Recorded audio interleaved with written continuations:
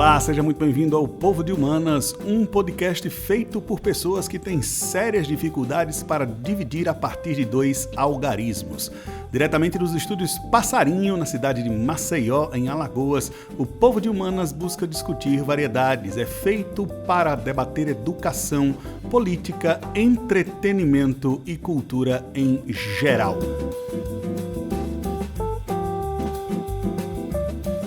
Eu sou Tainan Costa Canário e comigo à mesa Ricardo Correia, Jorge Lobo e Jason Chanchão.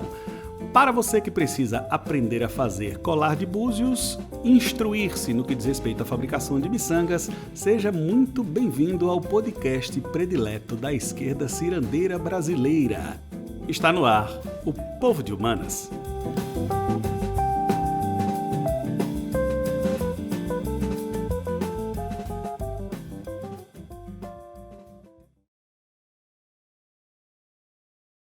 Olá, muito boa noite, muito boa tarde, muito bom dia, senhoras e senhores. Começando o Povo de Humanas, um podcast para você que cuida das unhas, que faz balaiagem, para você que aprendeu malabarismo na escola, para você que passa gato com lebre no dominó, para você que já comeu tapioca e bolo de goma. Seja muito bem-vindo ao Povo de Humanas, um podcast bolchevique, progressista, liberal, stalinista, cubanista, binário, centrista, binário, relativizador e abolicionista penal.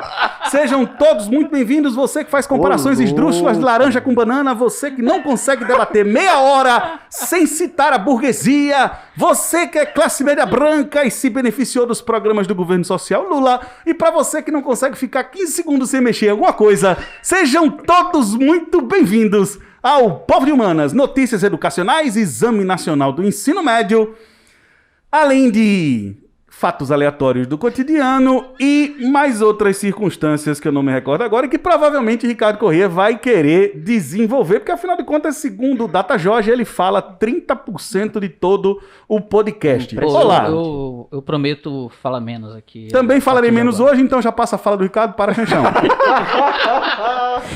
Muito boa tarde, boa noite, bom dia a todos os meus companheiros aqui de bancada. Não sei se vocês perceberam, hoje eu vim diferente, minha voz tá mais...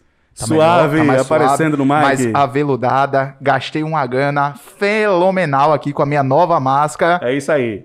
Tripla camada, não vou fazer. Olha, a outra máscara também era tripla camada, mas era um retalho de Pampers que colocava na cara. Exatamente. Vamos fazer os agradecimentos do podcast. Tem uma lista de agradecimentos aqui, né? Temos uma lista de agradecimentos. Vamos agradecer a 2 pessoas que comentaram. Que lista grande, é impressionante! Não, mas peraí, pra quem não tem nada, metade é o dobro. Eu gostei dessa conta aí. Então eu queria mandar um abraço aqui. Um abraço não, que não pode, nós estamos em período de... É uma cotovelada. Você queria mandar uma cotovelada. Cuidado pra não acertar o olho do povo. Uma cotovelada pra Eduarda Pedrosa, que respondeu aí o Chanchão. A agressão feita por Jason Chanchão ao Asa. Ela colocou aqui, ó, devolve as chuteiras. Devolve as chuteiras. O mesmo sofrendo as mazelas do futebol alagoano, o Asa ganhou de 2-0 do CSA. Parabéns ao grande Associação Esportiva Arapiraquense, que me deixa mais feliz do que o CRB quando joga contra o CSA. Se ganhar do CSE, pode entrar no G4, viu? Meu Deus do céu, é fecha e Arapiraca. E também uma cotovelada para Felipe Alcântara, né? Nosso grande amigo. Felipe com 2 L está sempre comentando as coisas, ele deve ser o ouvinte número 0 desse podcast, comenta todo podcast. Olá, professor Jorge Lobo, como vai você? Saudações, professor Tainan, muito boa noite, boa tarde, bom dia a todos os ouvintes e aos meus amigos aqui da mesa. Eu estou muito melhor do que mereço e estou preparado para defender o abolicionismo penal onde quer que eu esteja.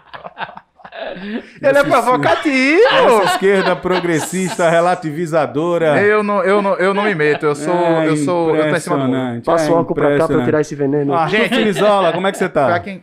Eu tô um pouco assustado aí que vocês ainda estão nessa. Me tenso entre os brothers! Eu queria lembrar que esse episódio é marcante porque nós estamos nos agredindo desde o começo do episódio. É que vocês não estão presentes desde o começo que a gente começou a passar o som aqui, né? Então o pessoal tá debatendo desde antes do início da gravação. Uma passagem de som muito pesada. Qualquer coisa...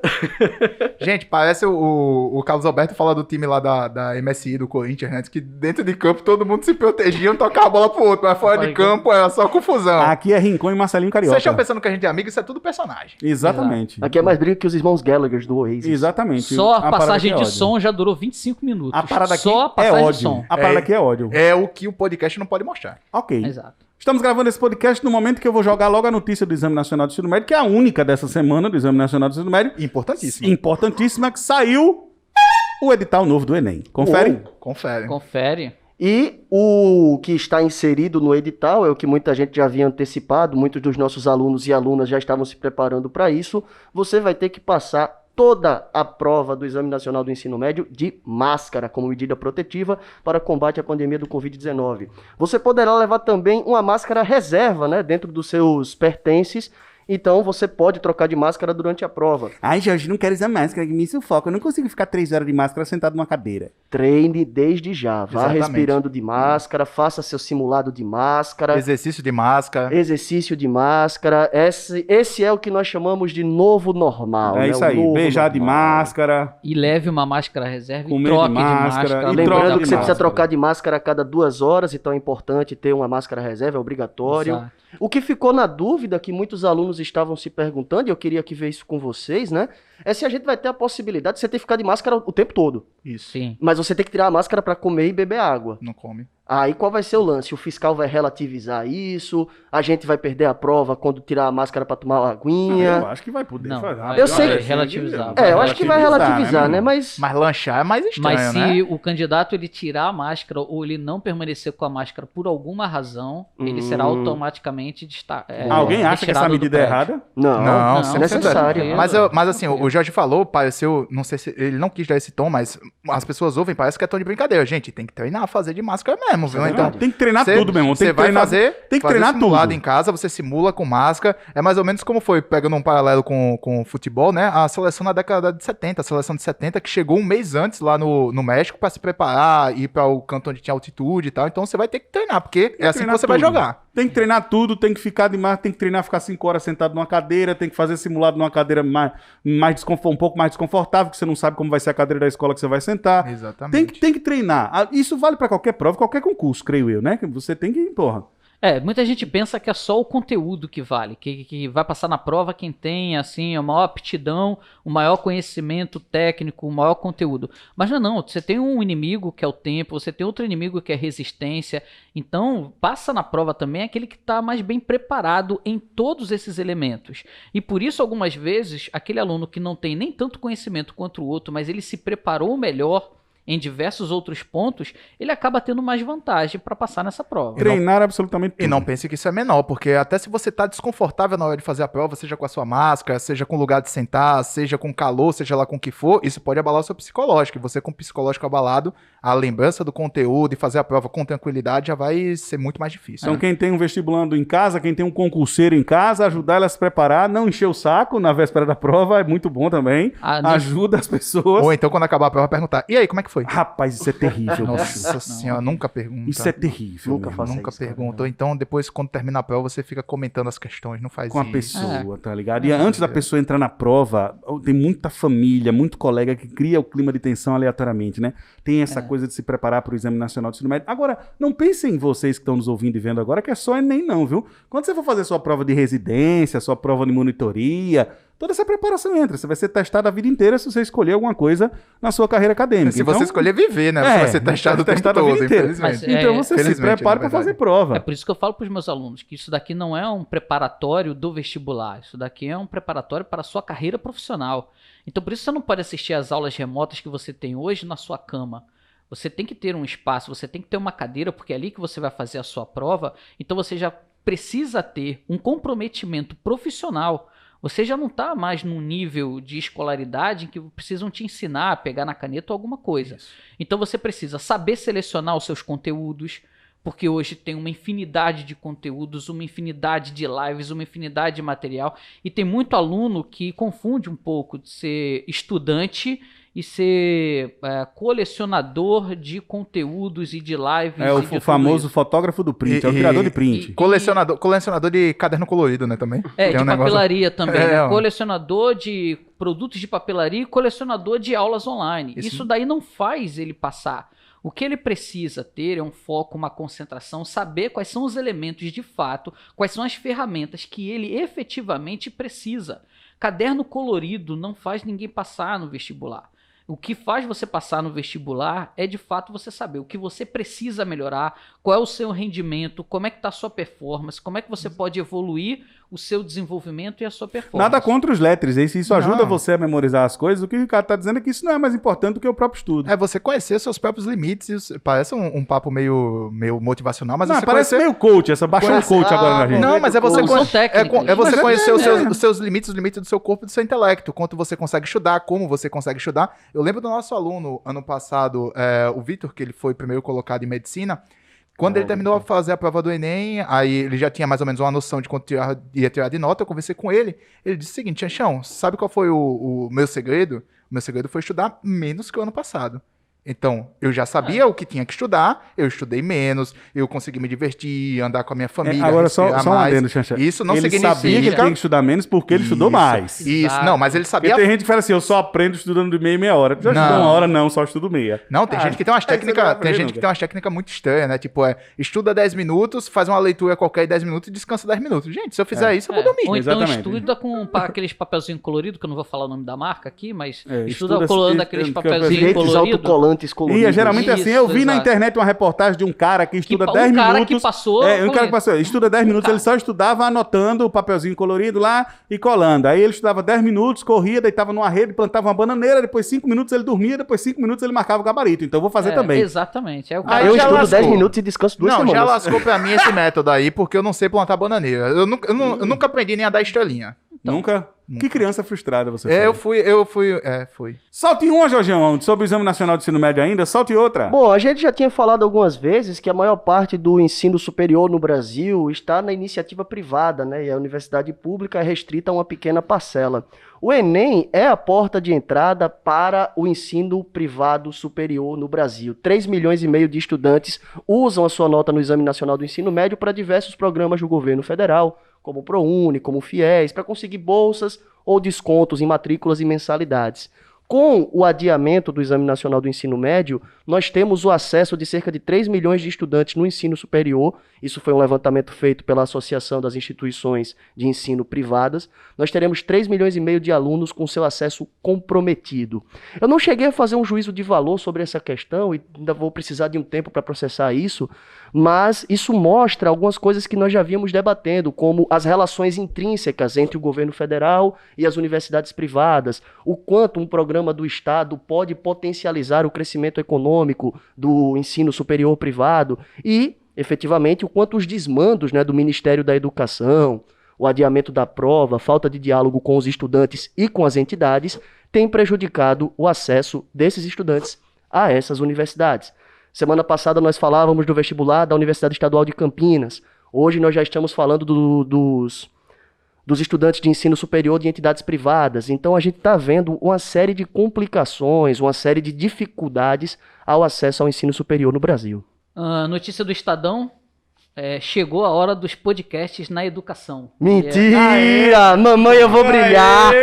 A gente é muito visionário. Estamos aí na moda agora na educação. Sabe então... por quê, Ricardo? Porque quando você vê crise, a gente vê oportunidade. Exatamente. Gostei. Olha aí Pois que é. coisa bonita, Inclusive, né? compre o meu curso online na minha plataforma. Tá todo mundo Exatamente chorando e eu tô isso. vendendo lenço com desconto. Deixa quieto. Tô esperando só a chuva para começar a liberar o estoque de guarda-chuva. Então, assim, essa reportagem está dizendo que o consumo de podcasts hoje está muito grande por parte da população, uma vez que você agora começa a ter uma mobilidade maior. Então o nosso com- podcast deve ser muito ruim, Ricardo. Porque não tem visualização nenhuma, né, cara? Então, assim, a gente tá falando pra meia dúzia de 3 ou 4 que estão aí agora.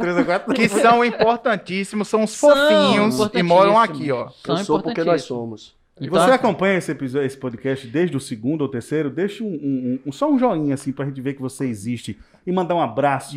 só tem 2 cotovelaço comentários, eu pra mandei você, até uma. viu? A gente manda cotovelada no próximo podcast. No próximo podcast. Notícias educacionais agora. Eu Professor quero Ricardo jogar um Corrêa. veneno na educação. Eu quero jogar um veneno na educação. Mas Eu quero jogar uma Joga notícia, veneno, eu quero joga jogar uma veneno. notícia que não é educacional, mas que a gente Vai, cantou a Naja. bola e aconteceu. Vai, Naja. Lavou. O Abraham Van Traub assumiu o cargo de diretor executivo do Banco Mundial. Opa. Parabéns Vai pra ganhar. ele, muito sucesso na carreira. Vai ganhar, é a prova de que o crime compensa. Vai ganhar os 150 mil doleta.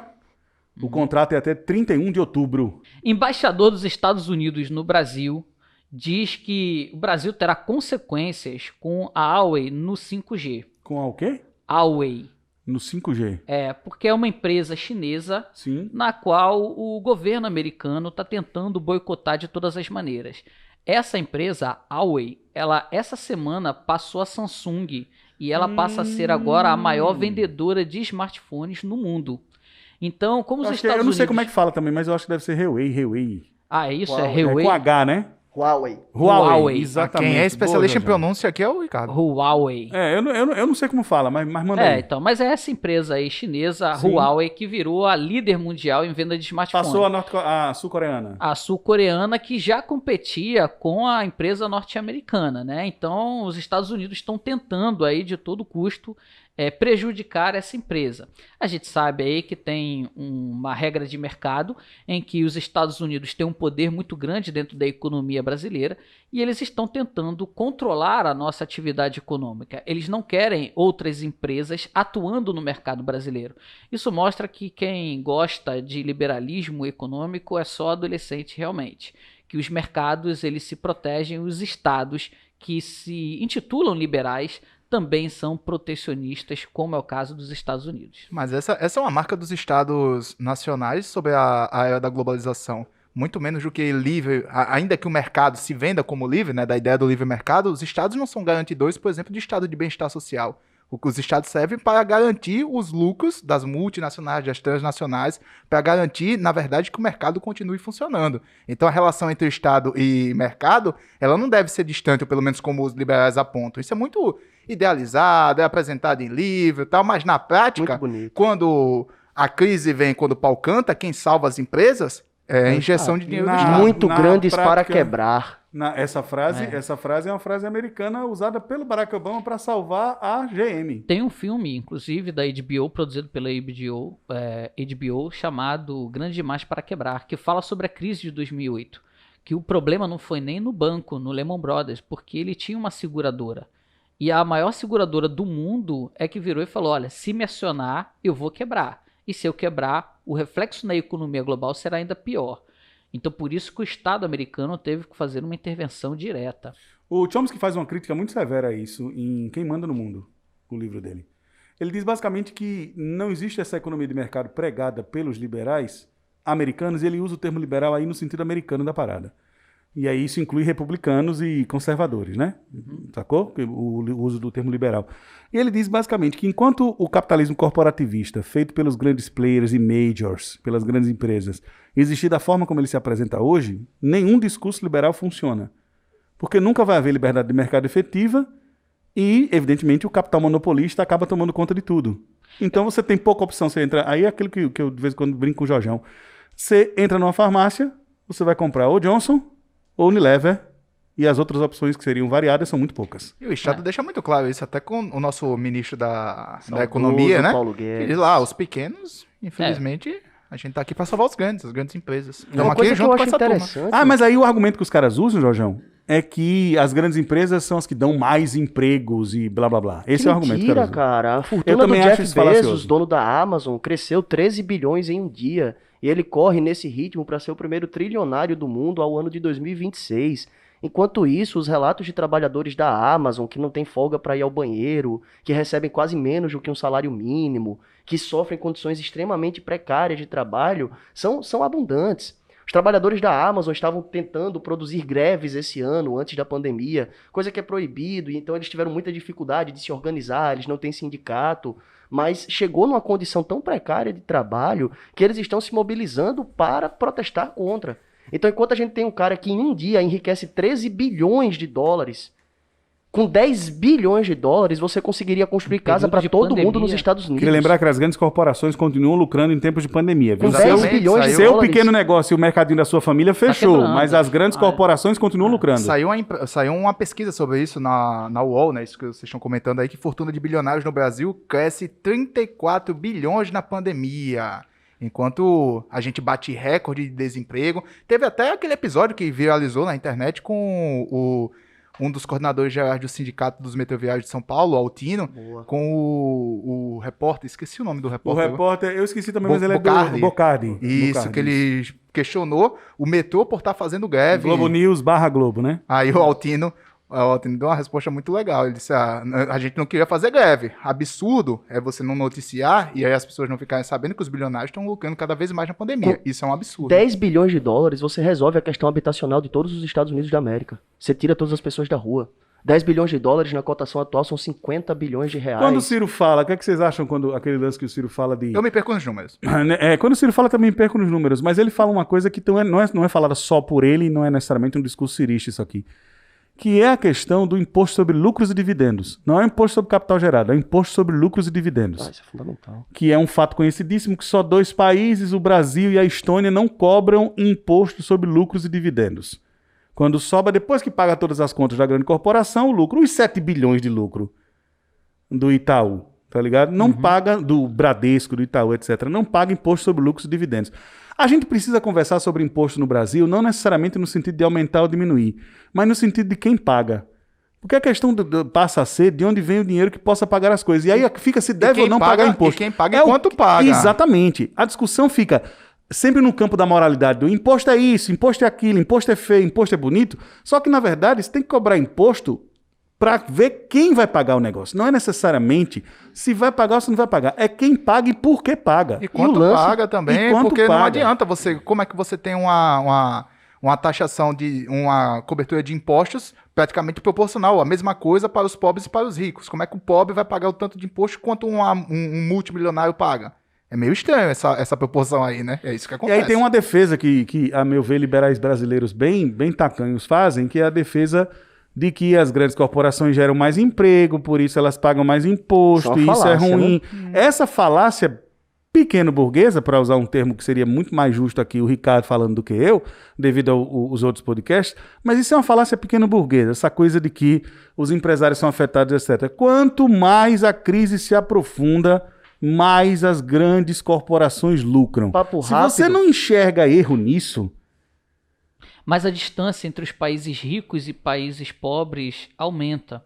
E não pense também, porque tem alguns repórteres que estão falando que seria uma volta da Guerra Fria esse conflito da China com os Estados Unidos. Era essa a minha pergunta, cara. Não é uma volta da Guerra Fria, tá? Porque não existe mais um conflito de ordem ideológica. Existe algum bloco chinês? É isso que eu ia perguntar. Existe algum bloco chinês? Não. O que passa a ter agora é um conflito de ordem econômica. Mercado. É mercado, exatamente. Então, o conflito norte-sul, o conflito da globalização, é um conflito dentro da ordem econômica. E é isso que os Estados Unidos estão tentando fazer.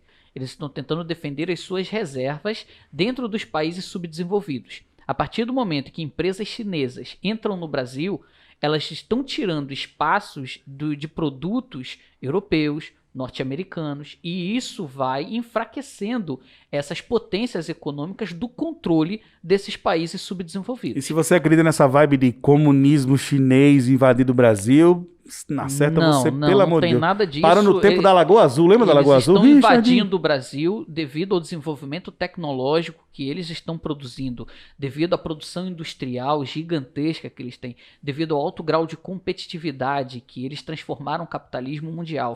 Eles transformaram não só a China, mas o capitalismo mundial sofreu uma profunda transformação.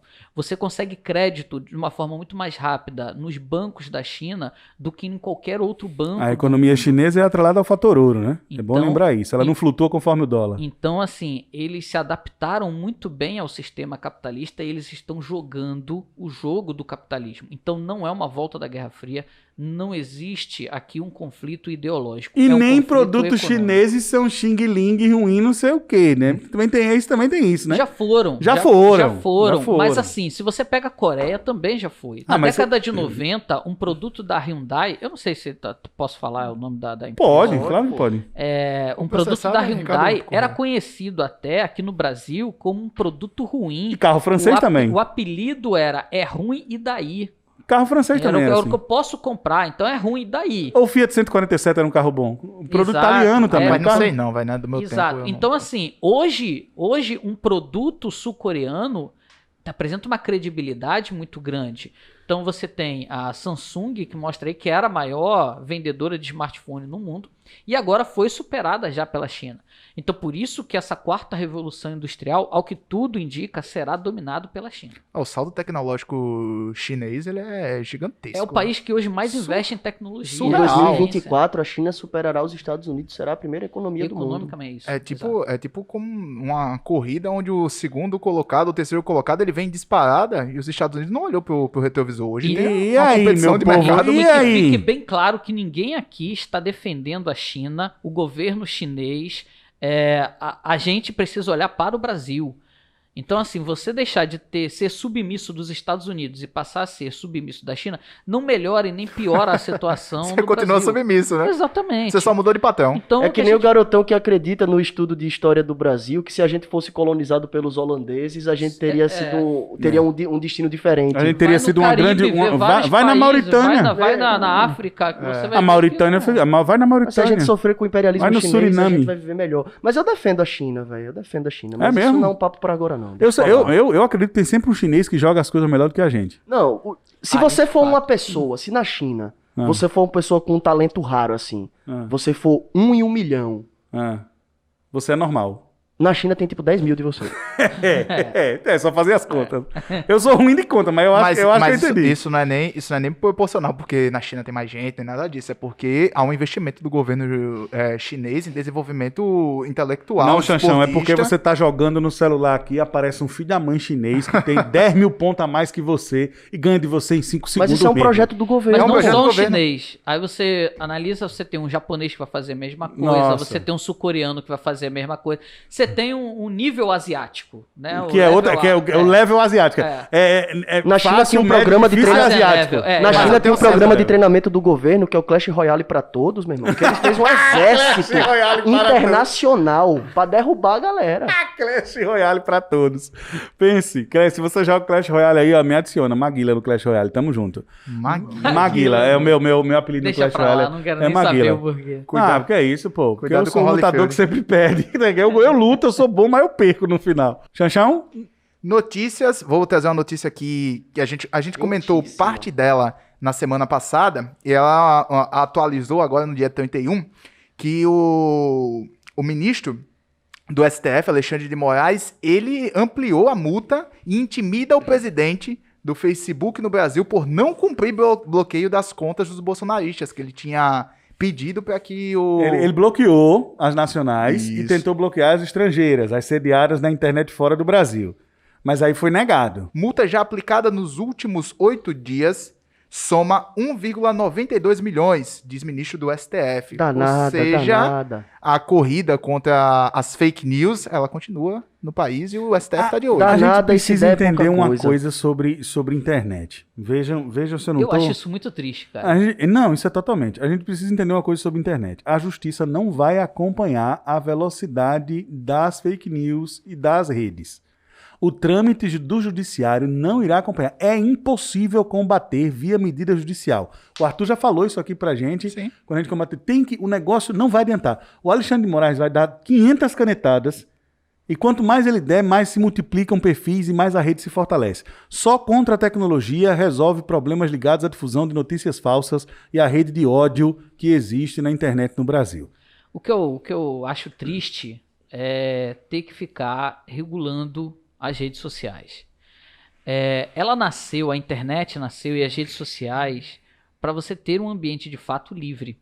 E essa é a maior prova que a sociedade ela não consegue viver sem regras e sem um Estado atuante. Então você precisa das regras e de um Estado atuante para você poder ter um convívio em sociedade. Foi experimentado uma liberdade muito grande, onde você podia postar absolutamente tudo que você quisesse. Pois é. E aí, o que a população fez com isso? Começou a estragar. Quando eu estou falando população, obviamente eu não estou falando da gente que tem um perfil só lá e tal, e faz as nossas postagens do que nós acreditamos e tal. Mas você começa a ter máquinas, você começa a ter robôs que vão fazendo perfis fakes, que vão alimentando determinados canais, que vão alimentando determinados conteúdos, que vão propagando determinadas mentiras, e que isso vai deturpando o que seria uma rede social. E isso acaba destruindo as redes sociais. É muito triste você ter que ter um representante do Estado brasileiro chegando para uma rede social e falando para ela o que ela deve fazer. Ela deveria entender que para uma proteção da sua rede, para a confiabilidade da sua rede, ela deveria fazer essa proteção. Porque essas mentiras poluem a rede social e só afastam as pessoas dessas redes sociais. Eu já acho que existe uma visão de rede social e internet aí que soa um pouco ingênua até. Porque, veja, as redes sociais elas não são para integrar pessoas, elas são máquinas de propaganda. Sempre foram máquinas de propaganda. Então, elas eminentemente sempre foram ideológicas e políticas do ponto de vista do capital. Então, ela é uma estrutura viciada por natureza. Uma outra questão é que a gente chegou a viver uma espécie de jardim do Éden na internet, quando a gente podia baixar tudo. Exato. Só que isso foi uma ilusão, porque a partir do momento que se criou o espaço, criou-se a propriedade ali dentro. Perfeito. E aí, quando se cria a propriedade, amiguinho, tudo passa a ser jogo de política e influência. Tudo passa a ser troca de capital. Se você viveu a internet do mundo em que você podia baixar música, os próprios artistas lutaram contra isso. Exato. Metallica entrou com processo contra o Napster. Nossa, E favorecendo... Metallica é muito ruim, favorecendo... O Jorge é fã do Iron Maiden. Todo fã do Iron Maiden odeia o Metallica. É a lógica da... Essa é a SRB, tá ligado? É a lógica da coisa. Lógica binária. Quando as duas bandas são muito chatas, mas tudo bem. Bom é chiclete com banana. Alguém discorda? Não. Não. Asa de águia é melhor. Ai, ai.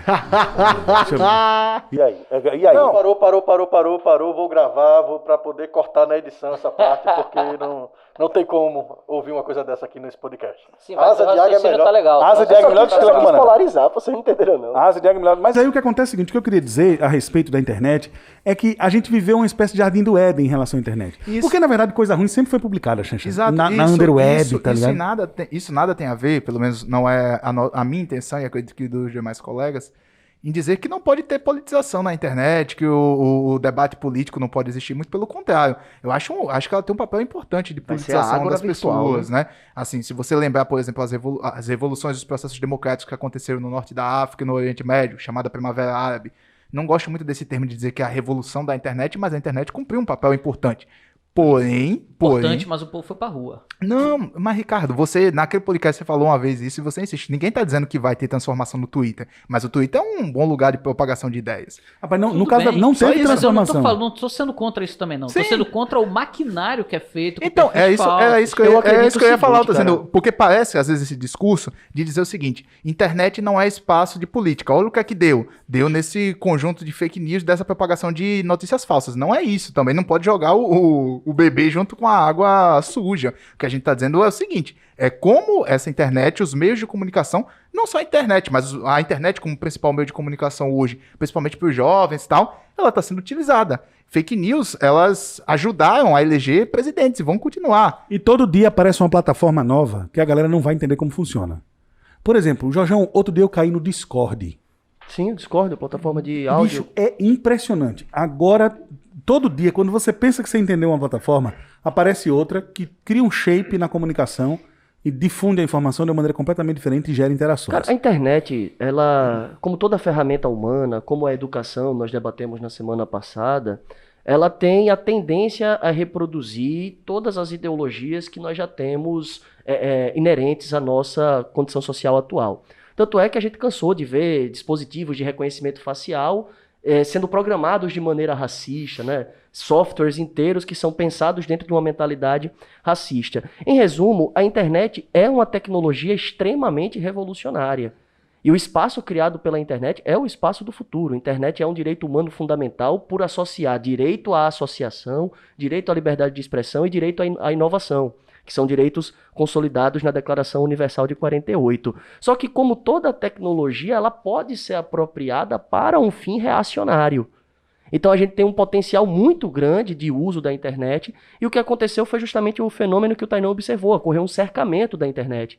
A gente não baixa mais música, tem que ter o Spotify e o Spotify Premium.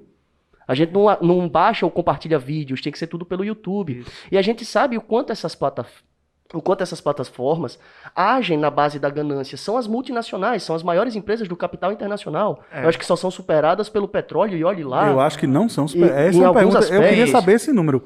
Eu acho que o Facebook é mais rico que a maioria das empresas E o petrolíferas. Facebook, o Jeff Bezos é um homem da tecnologia, é o homem mais rico do planeta hoje. Bill Gates é o homem mais rico do planeta hoje. Mark Zuckerberg está entre os 5 Então, mais ricos do planeta. Se você pegar os 5 mais ricos do planeta, quantos mexem com tecnologia? E todos eles têm internet e ideologia, mídia. todos eles têm visão de mundo, todos Em eles última apoiam a instância, ascensão da extrema-direita. É o debate clássico de dizer que a determinação do econômico sobre os outros espaços da vida social e da internet como um Aí todo. toda a liberdade Quem está tem grana, comprometida, determina. limitada por essas empresas. O que a gente vê no Facebook não é a livre circulação de ideias entre usuários.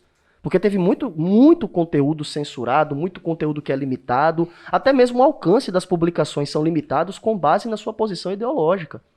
Então o Facebook ele vai impulsionar, o YouTube vai impulsionar conteúdo de extrema direita, que seja simpatizante a um mercado livre, a um mercado aberto, e isso não vai gerar de maneira nenhuma uma isonomia ou um espaço virtual saudável. Aquele sonho que você estava compartilhando, Xancha, de um espaço de possibilidades democráticas na internet, uma ágora virtual, ele foi próximo. Na década de 10, com aqueles movimentos Occupy Wall Street, Primavera Árabe, junho de 2013, mais recentemente aqui no Brasil, a gente teve uma greve dos caminhoneiros organizada pelo WhatsApp. Mas aí a gente já observou que aquela greve assumiu um contorno reacionário. Aquela greve já assumiu um contorno de extrema-direita. Então a gente tem uma tecnologia com potencial ilimitado. Indiscutivelmente, nosso futuro vai passar pelas relações virtuais. Só que com a apropriação que nós tivemos, nós transformamos um potencial revolucionário em uma ferramenta reacionária de controle, vigilância, segregação. Porque a sociedade tem diversas ferramentas reacionárias de controle e vigilância e a internet apenas reproduz o espaço. Reproduz. Quer ver uma prova? Santos e Ponte Preta. Isso. Não é isso? Isso. A Ponte foi lá e sapecou 3-1 no Santos e se classificou. O comentarista Fábio Benedetti está aqui no ESPN. Na Rádio Energia 97, cometeu injúria racial ao dizer que o atacante Marinho dos Santos está na senzala. O que acontece? O Marinho foi expulso, para quem não tá ligado, o Marinho é alagoano, é daqui de Alagoas. O Marinho foi expulso, o Marinho fez um dos gols, se eu não me engano, né, Xaxá? Fez o primeiro gol do Santos. E aí o Santos Logo levou no a início do virada jogo. e o Marinho foi expulso. E aí o que acontece? O sujeito acha por bem, no final do jogo, dizer que depois daquela atuação de o Marinho ter sido expulso e prejudicado, se fosse ele, chegaria no vestiário e dizia pro Marinho ficar ali na senzala, longe do grupo um pouquinho. Esse foi o castigo que o cara propôs pro Marinho e essa é a notícia. Mais uma situação de racismo, mais uma fala racista, mais... Depois que inventaram a desculpa, essa frase é histórica, a frase do Mano Brown no Twitter. Depois que inventaram a desculpa, ninguém mais morreu no mundo. Ninguém mais foi agredido no mundo. Porque o sujeito, ele se acha no direito de apontar para uma pessoa negra e mandá-la voltar para a senzala como forma de castigo. Fazer o registro Um debate aqui. que estava rolando Rádio na Energia, internet. Energia FM 97, Santos e Ponte Preta. Um debate que estava rolando na internet, você na programação do computador, você tem o comando que é o mestre e o comando que é o escravo. Você tem a placa mestre e a placa escrava. E essa linguagem na computação, de certa maneira, reproduz uma visão escravista, uma visão preconceituosa, uma visão mandatoriamente racista, que vai para os softwares. Então é nessa microfísica, me apropriando de um termo aqui do século XX, é nessa microfísica que a gente reproduz esses Microfísica do costumes. Poder, é o texto do Foucault. E é como o professor Silvio de Almeida, que o Xancha estava citando nas nossas turmas Silvio essa Almeida é semana. professor de Direito no Estado de São Paulo e um dos maiores difusores do conceito de racismo estrutural do Attila Mbembe. Isso é o racismo. Brasil. Não, o racismo estrutural é do O racismo, então, do ele Silvio é um Luiz. do... Ele é um dos maiores difusores do racismo- pensamento do Mbembe aqui no Brasil. O racismo estrutural é do Silvio Luiz, é dele. Isso, Ele cunhou o termo racismo estrutural. isso. Jorge, eu acho que essa informação... Isso não é do Mbembe, não. Mbembe é necropolítica. É. Beleza? Tudo tranquilo, tudo certo. É ele que Tranquilíssimo. difundiu. Não, pode... Ele que difundiu o conceito de racismo estrutural no Brasil. Continuando. E é justamente aí que a gente vai ver o embrião ou uma das marcas entremeadas do que é o racismo estrutural. Até no microcosmos da programação de softwares, de redes sociais, na gênese de tudo que está ao nosso redor, a gente já tem uma mentalidade racial. Vê se eu entendi o lance do racismo estrutural. Vê se eu entendi. A gente tende a achar que o racista é um monstrão. Me corrija se eu estiver errado. A gente tende a achar que a pessoa racista é um monstro, que ela é um ponto fora da curva, que ela é uma aberração da natureza. Só que o racismo, ele é uma forma de organização de pensamento que modela a arquitetura, as relações familiares, o jeito de vestir, Confere, Jorjão. E é sobre isso que eu queria trazer uma notícia publicada na National Geographic, saiu dia 29 de julho de 2020, nós estamos gravando agora dia 31, e ela traz um estudo sobre como os bairros privados de natureza afetam a saúde das pessoas de cor. Pessoas nos Estados Unidos, latino-americanas e afrodescendentes, elas são privadas de espaços com áreas verdes e de convivência com a natureza, e isso afeta diretamente a sua saúde e sua expectativa de vida. O estudo ele foi publicado pelo relatório liderado pela Hispanic Access Foundation e pelo Center for American Progress. Descobriu que comunidades de cor são quase 3 vezes mais propensas que comunidades brancas a viver em áreas privadas de natureza. Então, desde os microcódigos da programação, das redes sociais, até os espaços das nossas cidades, nós vamos ver uma reprodução desta mentalidade racista e segregatória que tem acompanhado a América pelos últimos 520 anos. O que eu quero deixar bem claro para todo mundo é que nós não estamos aqui julgando absolutamente ninguém. Nós estamos fazendo aqui uma análise da nossa sociedade. E nós estamos todos aqui inseridos nessa sociedade. Então nós, em um grau, em uma escala menor ou maior, também somos racistas, também somos homofóbicos, também somos machistas. E é a partir dessa leitura social, a partir desse enquadramento que nós precisamos fazer, dessa crítica inicial ao nosso próprio comportamento e ao comportamento da sociedade que nos cerca, é que a gente pode, no futuro, conseguir minimizar esses efeitos ou até mesmo, quem sabe, erradicá-los efetivamente. Então, é por isso que o Tainan estava dizendo, que a gente sempre acha que o racista é um cara, não sei o quê. Não, se você quer olhar um racista, você olha no espelho que você vai encontrar ali um racista. Se não abertamente, traços de toda uma estrutura racista. Em uma menor ou uma maior escala, mas não adianta, cara. Então, assim, por quê? Porque nós desenvolvemos um crescimento cultural, um desenvolvimento social em uma sociedade que vive com o racismo, que vive com diversos preconceitos. Então é natural, não deveria ser natural, até no podcast você usou um termo muito bom para me corrigir quando eu falei natural. É naturalizado. É naturalizado. Que é diferente de natural. Natural perfeito, é a essência, né? Perfeito. Então é naturalizado que a gente se transforme em racistas e a sociedade passe a aceitar isso como uma regra normal, porque ela é uma sociedade racista. Então talvez, e apenas talvez, o que separam as pessoas dessa mesa é que a gente se critica tanto quanto nós criticamos a sociedade. Então nós não somos aqui elementos que estamos externos à sociedade apontando o dedo para ela. A gente se insere nessa sociedade e que isso fique bem claro para todos os nossos ouvintes e telespectadores. Humanos, demasiados humanos. Eu acredito que é necessário, aproveitando essa boa palavra aí do Ricardo, que é necessário um pouco de coragem, né, de se autoexaminar, né, de aprender com quem está por dentro, né, mais por dentro de determinados temas, e se examinar para ver se existe a necessidade de desconstruir um ponto ou outro. Às vezes o outro pensa, lá vem o politicamente correto, né? Vamos examinar um pouquinho para ver se é questão de politicamente correto ou se de repente eu estou somando, né, com essa cultura aí que a gente vem tentando aprender a desconstruir, né? Uhum. Em geral, o politicamente correto que a gente ouve são pessoas que defendem a humanidade, defendem princípios humanos de uma convivência um pouco mais harmônica. São sempre na sua grande maioria, meio estranho falar, mas são na sua grande maioria taxadas como politicamente corretas, né?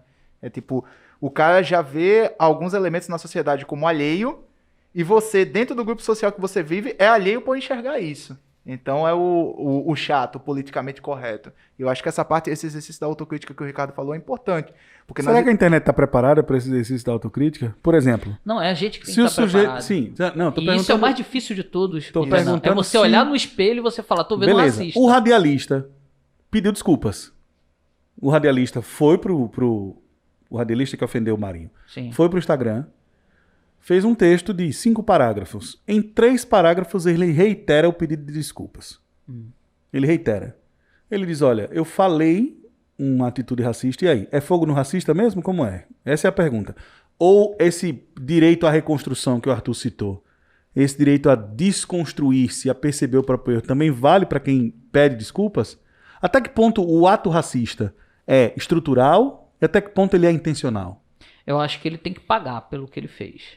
Eu tô perguntando, minha função aqui é Não, perguntar. então, mas o que eu acho, tá? Eu acho que todos nós devemos pagar de alguma maneira pelos erros que nós cometemos. Para não usar também Então, esse discurso da desconstrução Se desculpar... como uma forma de se eximir da responsabilidade. Não, se desculpar é essencial. Se desculpar é um essencial, princípio. É um princípio, Porque exato. assim, se você se desculpa Agora, porque fez merda. É, fez algo exato. errado. Né? Agora, É bom que não fizesse. não vai abonar aí um julgamento. Não vai abonar aí se ele cometeu algum crime ou não. Eu não sei também se ele cometeu algum crime ou não.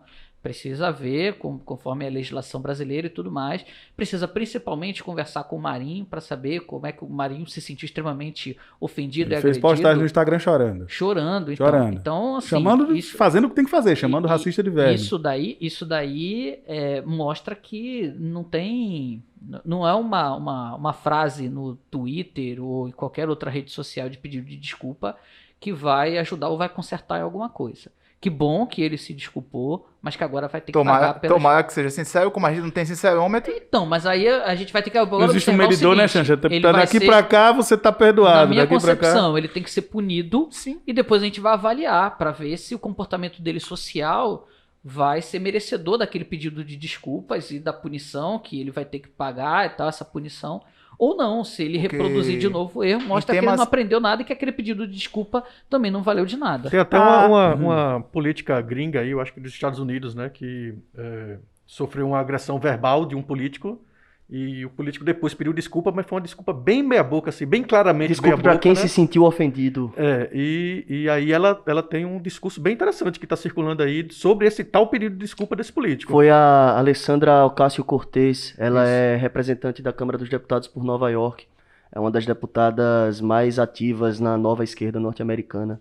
Ela sofreu uma ofensa sexual, um deputado, um representante, chamou ela de várias coisas, numa misoginia terrível. Ela também é descendente latina, então envolveu uma xenofobia muito forte. E ele foi intimado a pedir desculpas, e é aquelas desculpas meia boca, que eu até brinquei agora, né? Desculpa pra quem se sentiu ofendido, e não desculpe se eu ofendi alguém. E eu queria só complementar o raciocínio rapidamente, porque você perguntou, vale a pena pedir desculpa? O cara pediu desculpa. Eu acho que desculpa é diferente de autocrítica.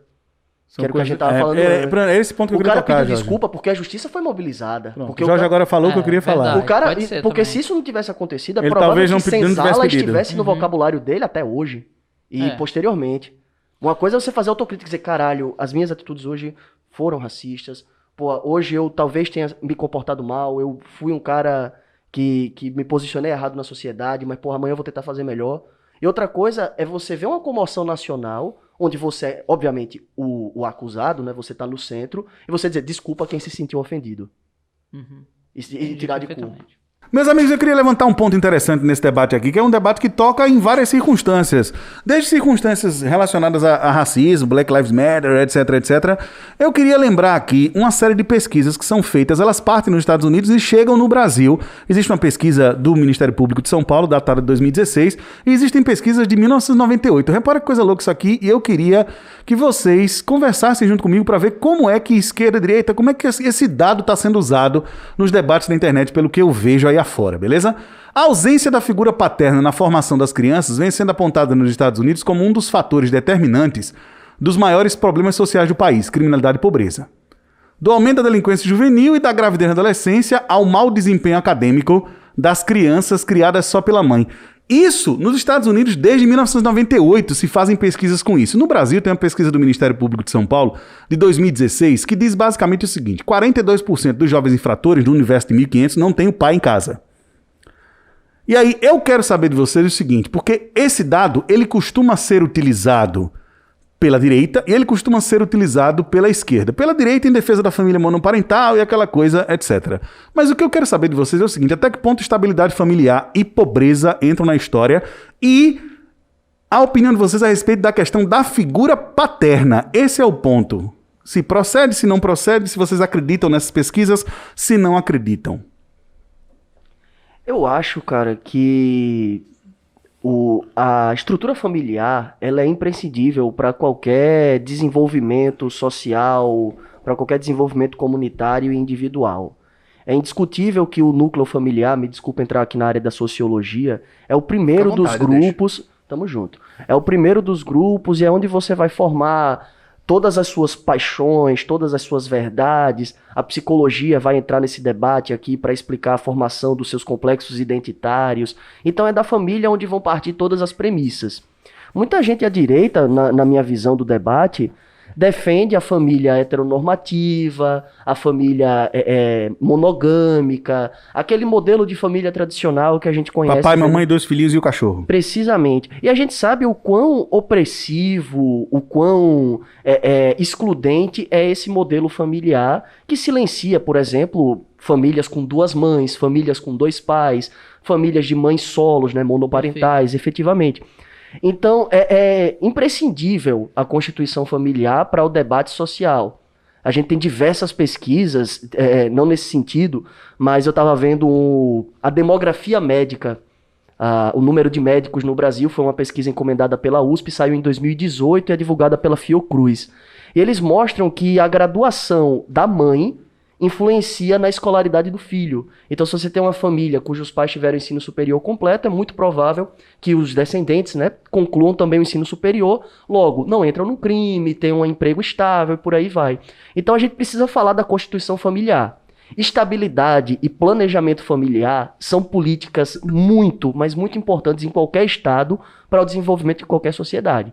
Agora, eu acho que a direita peca muito quando ela usa essas pesquisas que você acabou de citar, Tainan, para defender essa heteronormatividade monogâmica. Sim. Quer dizer, tá vendo? Sem pai, o moleque vai pro crime. Eu acho que na Copa... A direita faz isso muito. Muito, cara. E Muito. na Copa do Mundo 2018, estavam dizendo que 70% dos jogadores da seleção brasileira, vocês podem me corrigir, 70% dos jogadores da seleção brasileira Não tinham pai, cresceram tinham com pai. mães solos. Eram filhos de mães sozinhas. E estavam falando como isso influenciava, como é que isso era um aspecto geracional, como é que isso mostrava, né, essa nova geração do futebol em relação às gerações anteriores. Mas eu acho que a gente peca, ou a gente acaba caindo no pecado primordial desse debate que já vem viciado, com a ideia de defender a presença da figura paterna masculina cis heteronormativa como se ela fosse a figura de estabilidade, de autoridade, né, que colocaria a norma no lar. Jorgeão, números existem. Claro. Números existem que indicam que a presença do pai é importante. Agora é engraçado que existem poucos números sobre, por exemplo, mãe solo. Pois é. Mãe solo, o papel da mãe. Eu vou indicar um paper aqui, vou deixar para vocês colocarem onde? No Telegram. Vou indicar um paper que eu acho que pode contribuir para esse debate e para você não cair nem nos erros interpretativos à esquerda, nem nos erros interpretativos à direita. A pesquisa se chama Paternidade, Família e Criminalidade, uma arqueologia entre o direito e a psicologia. É um paper, um artigo da Lisandra Espíndola Moreira, da Universidade Federal de Alagoas, e da Maria Juraci Figueiras Tonelli, da Universidade Federal de Santa Catarina, que discute justamente isso, assim, impactos psicológicos, presença do pai, etc, etc, etc. Vou mandar agora pro Ricardo para que vocês coloquem aí no grupo do Já Telegram. culpabilizou o Ricardo, né? Se não der certo. Não, se não der certo, eu vou mandar pro Ricardo. Ele vai colocar no grupo do Manas em Foco aí no Telegram. Então, falando sobre esse tema, eu particularmente não tenho muito como opinar com a relação sobre a psicologia, até porque não é minha área, é uma área de conhecimento que eu acho bem legal, mas não tenho muita propriedade para falar. Eu acho que essa pesquisa tem outros dados que são fundamentais, que podem estar relacionados, inclusive, para justificar a parte dessa pesquisa. Ainda que seja nos Estados Unidos, se a gente tentar trazer, por exemplo, essa realidade para a realidade social brasileira, tentando fazer um parâmetro, a grande relação entre a violência ela é formada por conta da desigualdade social, por conta da condição financeira e uma série de outros aspectos. Será, e é uma pergunta aqui também para a gente refletir, será que, por exemplo, a não figura do pai ou de uma outra pessoa dentro do núcleo familiar, ela atrapalha, por exemplo, a condição de renda de uma determinada família? Será que não tem uma ligação entre a condição subalterna de renda? Você está levantando outro ponto, ninguém tá pobreza, porque talvez o filho, por exemplo, fulano foi criado sem pai, mas a mãe tem grana. Aí talvez seja uma questão. Isso, é isso que eu quero refletir, porque, por exemplo... Talvez o debate não seja a presença do pai, seja a classe. A classe é a condição social, porque, assim, a miséria, ela tá ligada diretamente com a formação da violência de uma sociedade. Por exemplo, ninguém necessariamente entra na vida, entre aspas e muitas aspas, do crime porque gosta. Quando você fala vida do crime, eu penso logo na Assembleia Legislativa de Alagoas. Exatamente, porque, por isso que eu disse muitas aspas com relação ao crime, porque às vezes a gente pensa o seguinte, todo pobre necessariamente é criminoso ou um criminoso em potencial. Todo menino criado sem pai pode... Pega essa relação, ou então pega a relação do seguinte, não, mas a pessoa entrou no crime porque ela quis, porque tinha um instinto. Não é isso, existe uma relação. A gente não pode pegar, por exemplo, os fatos, como é que eu posso dizer aqui? Muita gente gosta de fazer isso em ciências humanas, que é um debate desonesto. Tem uma generalização, tem uma tendência, a pessoa pega um fato fora da tendência e utiliza isso como se fosse o grande referencial. Mas na minha família não é assim. Gente, a tendência no Brasil é de o nível de violência ele ser maior em situações de vulnerabilidade social. Será que essa ideia de ter um pai, ou uma mãe, ou uma pessoa a menos no núcleo familiar ou na construção familiar ajuda ou atrapalha na condição desse menino ou dessa menina entrar na vida do crime, mais uma vez, entre aspas? Acho que é uma reflexão boa a se fazer. Bom, vou falar aqui como educador, como professor e também como pai, né? Porque eu não tive nenhum embasamento técnico assim para falar sobre esse assunto. Como professor, você sabe muito bem que eu dou aula para uma galera de classe média. E essa galera de classe média, ela também sofre muito com a ausência paterna, com a ausência às vezes materna. Então são jovens que tiveram tudo o que os pais poderiam ofertar, menos o principal, que seria o amor. Então a grande função do pai é exatamente essa, é despejar amor ao seu filho ou à sua filha. É despejar amor e o seu filho perceber esse amor. Então, a partir daí é que você tem uma importância. Então, eu vi um discurso completamente emocionado de um jogador da NBA que foi eleito o melhor jogador da NBA, Kevin Durant. Que ele dedica à mãe. A mãe. E ele lembra de quando eles chegaram em um apartamento e o apartamento estava vazio e não tinha absolutamente nada o que comer. E não tinha nenhum móvel no apartamento. A mãe agarrou os 3 filhos e ficou simplesmente a noite inteira abraçada com eles. Isso é amor. Essa mãe, ela supria ali a principal carência dele. Então a figura paterna é uma figura de amor. Não precisa ser uma figura masculina. Exato. Pode ser qualquer tipo de figura.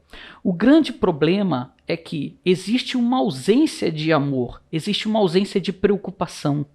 Existe uma ausência de educação. E é exatamente isso que hoje, por exemplo, eu brigo. Eu brigo para poder educar os meus filhos e não visitar os meus filhos. Eu não quero que os meus filhos me vejam como uma visita. Eu quero que os meus filhos me vejam como uma pessoa responsável pela educação deles, por uma pessoa responsável por tudo aquilo que eles cometerem de errado, uma pessoa que vai educá-los efetivamente e que vai fornecer amor. Em uma visita, não dá tempo suficiente para você demonstrar, para você mostrar o quanto você ama. Então, quando existe esse amor por parte da mãe, a figura paterna masculina, ela pode sim ser substituída.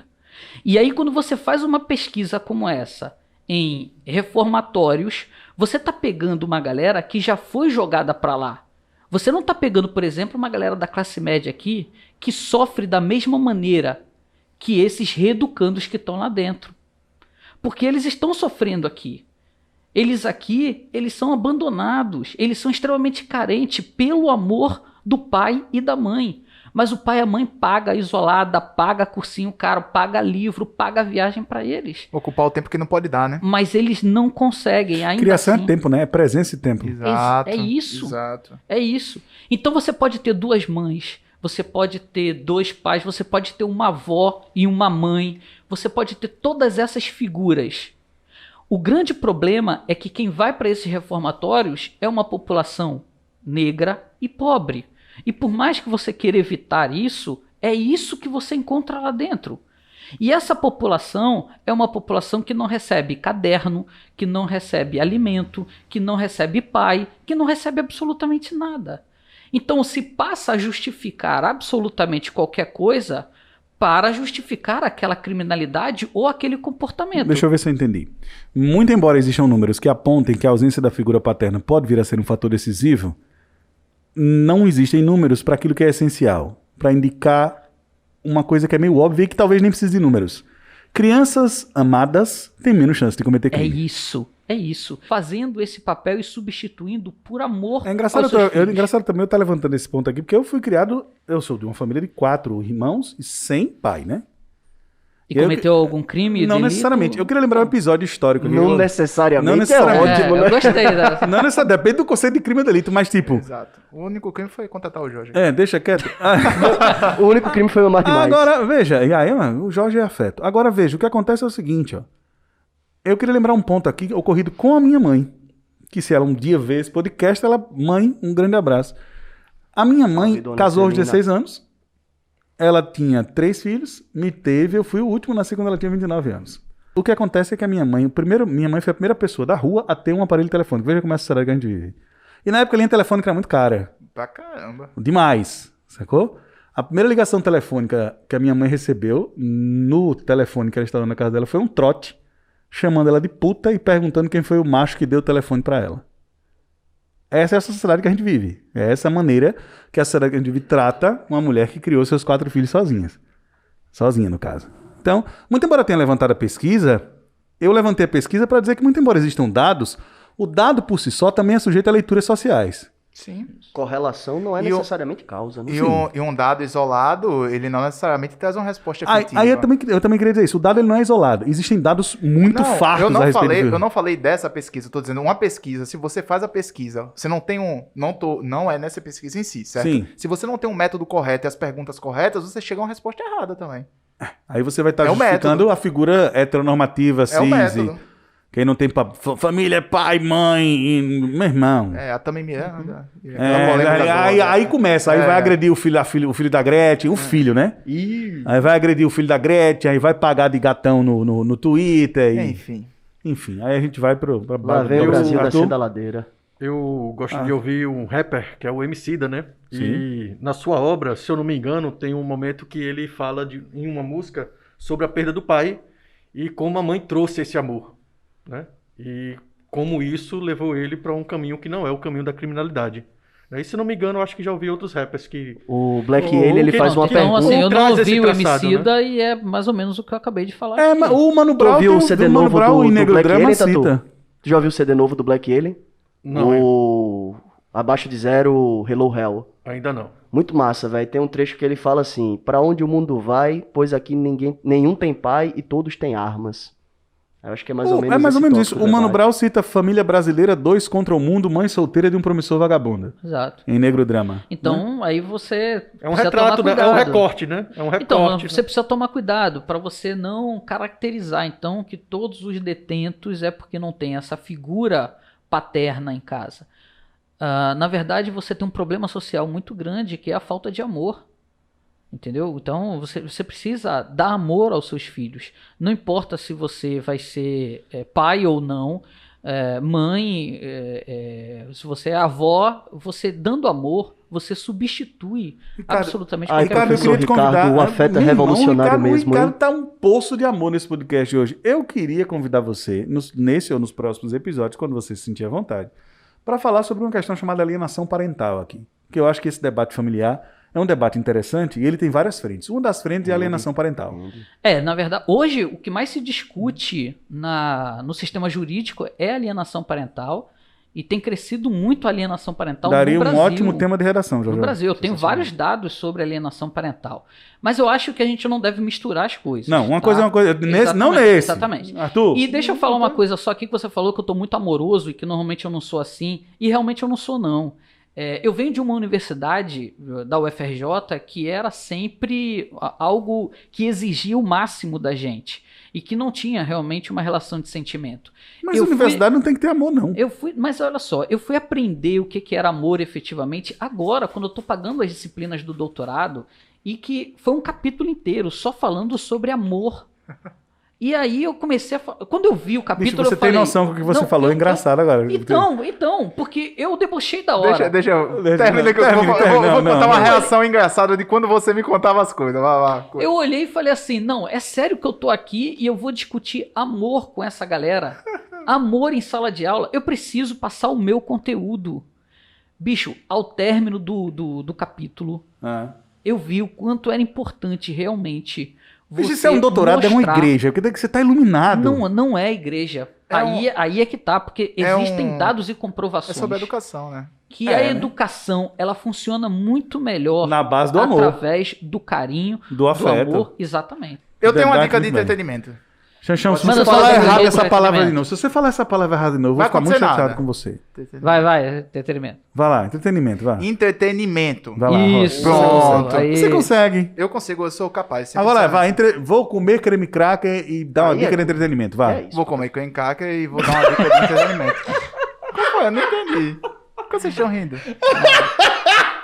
Minha dica de entretenimento é o livro do Marcos Banho, o que é preconceito linguístico. Preconceito linguístico que é como se faz. Qual é a dica? É direito de fala, tô brincando.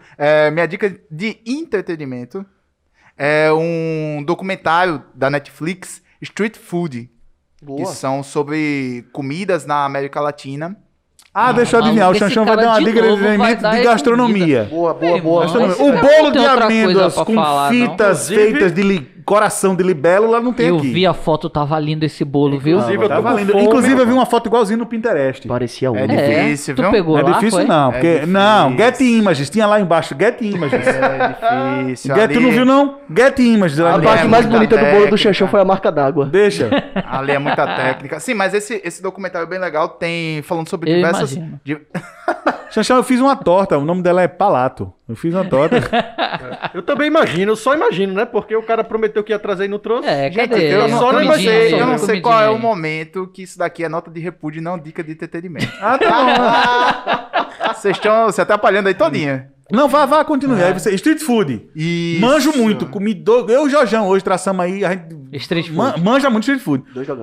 2 dogão, todo dia é coxinha, pão de queijo, açaí a gente compra de balde aqui, balde. Então, mas esse documentário ele mostra raízes culturais dessas comidas e da culinária de rua de diversas cidades. Então fala sobre Bogotá, aqui no Brasil escolheram Salvador, enfim, vale muito a pena assistir, porque tem falando sobre a cultura local, melhor dizendo, e de como são em geral escolhidas pessoas que tiveram uma história de superação para poder conseguir ser protagonistas e são bem-sucedidas no tema de comidas de rua. Então vale muito a pena para conhecer a cultura desses países, dessas cidades, melhor dizendo, e também a ligação entre a culinária e a formação cultural desse povo. Um dos documentários mais espetaculares que eu já assisti, só para fazer o gostinho do Xanxão, é sobre comida e é a minha dica de entretenimento de hoje também. Rita o logo.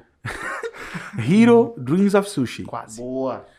Tu já assistiu isso, João? Hero Dreams of Sushi. É o cara, um dos maiores mestres de sushi do mundo, do Japão. É um dos maiores mestres de sushi do Japão. O restaurante dele, meu irmão, a reserva é só... Quer comer lá? Sushi? Sushi. Xuxi, xaxixa. Quer comer lá? 2 anos a reserva, viu? Você reserva 2 agora. anos? Ricardo, você reserva agora pra comer em 2022. É desse tamanho. É tipo meu bolo. Desse tamanho. Vou não, velho. Eu vou ficar com fome até irmão, lá. É desse tamanho. Você pensa que é um documentário sobre comida, mas é um documentário sobre trabalho, rotina e ética de trabalho. É um documentário sobre a maneira como os japoneses trabalham. Bicho. E aí o sushi acaba sendo utilizado. E aí tem toda uma hierarquia de produção, de formação de quem está fazendo o negócio.